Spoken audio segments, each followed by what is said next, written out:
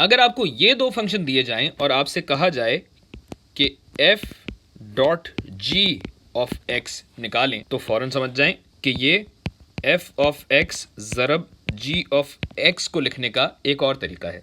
और अब यहाँ f ऑफ x और g ऑफ x डालिए, जो कि नंबर नहीं, जो कि वैल्यूज़ नहीं, बल्कि पूरे पूरे फंक्शन है भाई।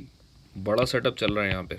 7x माइनस 5 ज़रब x क्यूब जमा 4x। घबराने की कोई बात नहीं है, ज़रब देने की तकसीमी खासियत यानी डिस्ट्रीब्यूटिव प्रॉपर्टी ऑफ मल्टीप्लिकेशन लगाएं और बात यहीं ख़त्म कर दें। यानी पहले आप लीजिए 7x और 7x से x क्यूब जमा 4x पूरे को ज़रब दे दीजिए, बाकी बचा -5, तो -5 से फिर आप x क्यूब जमा 4x को ज़रब दे दीजिए और दोबारा तकसीमी खासियत यहाँ पे लगाइए, जिससे ये हो जाएगा 7x की ताकत 4 जमा 7 चौके 28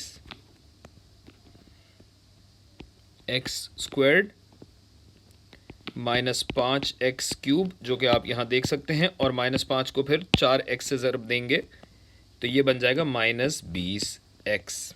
और बाकी बस ये ऑर्डर सही कर दें कि ये यहाँ आएगा, ये यहाँ आएगा, और ये आपका जवाब है।